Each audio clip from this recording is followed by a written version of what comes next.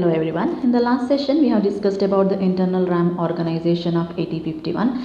Let's start this session to know about external memory interfacing. The term interfacing says that connecting the external peripheral to the existing 8051.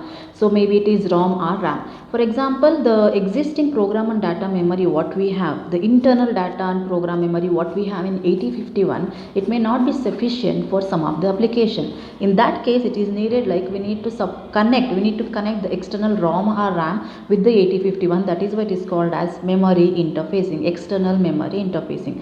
So there are two kind. One is program memory and the other one is data memory.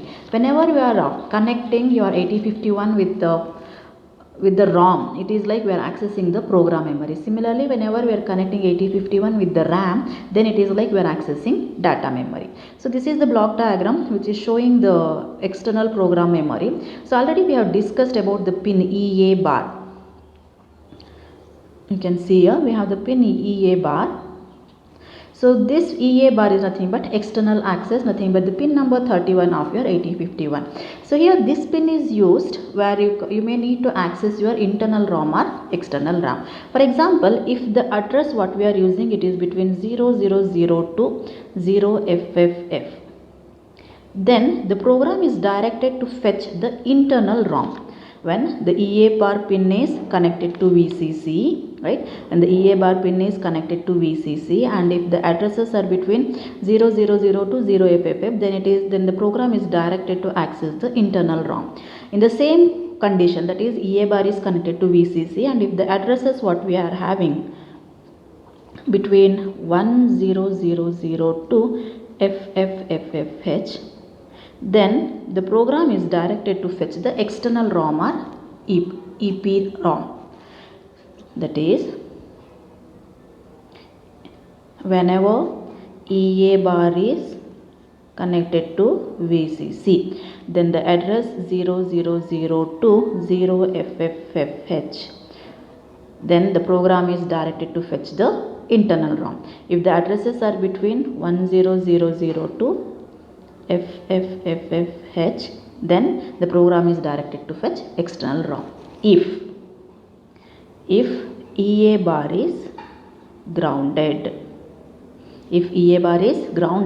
then all the addresses from 000 to FFFH, then the program is directed to fetch external ROM.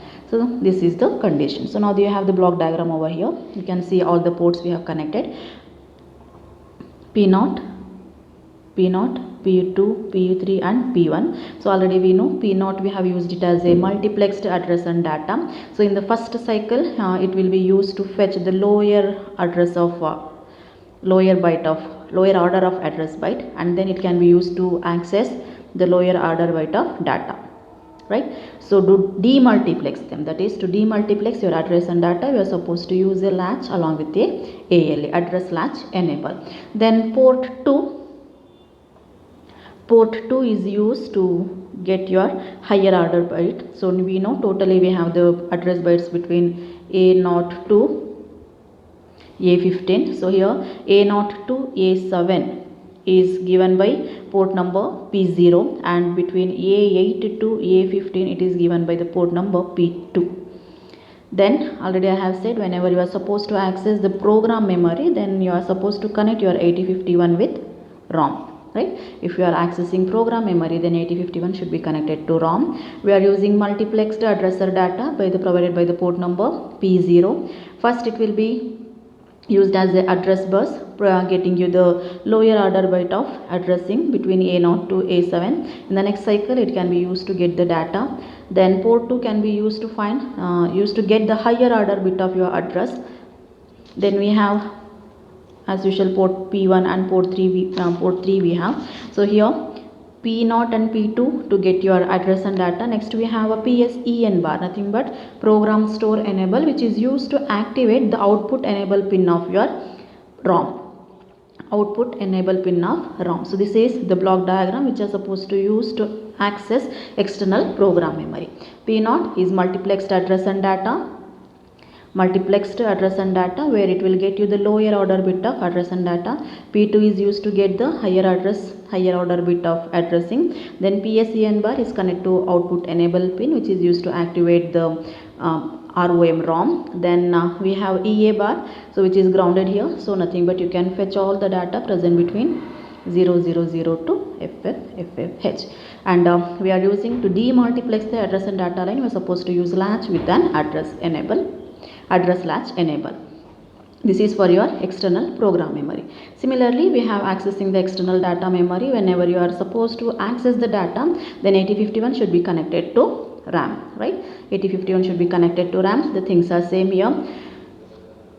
P0 is a multiplexed address and data it is getting. To demultiplex them, you are using a latch along with the address latch enable. Then P2 is supposed to get you the higher order addressing. Then P2 is also used to connect your IO ports. Then here you have the two signals, read bar and write bar, which are connected to the write bar is connected to the write bar of your RAM, and read bar is connected to enable your RAM, that is output enable. And P3, that is the P3 port 3, from port 3 we are using the pins RD bar and WR bar, read bar and write bar. Again you can fetch the data, right? Fetch the data based on the EA bar. So already I have said, if EA bar is grounded, then you can fetch all the data present between 0000 to FFFFH. If not, you have to check out which kind whether you need to access the internal or you need to access the external, right? So that is with respect to the ROM we had. So P0, you have the multiplexed address and data.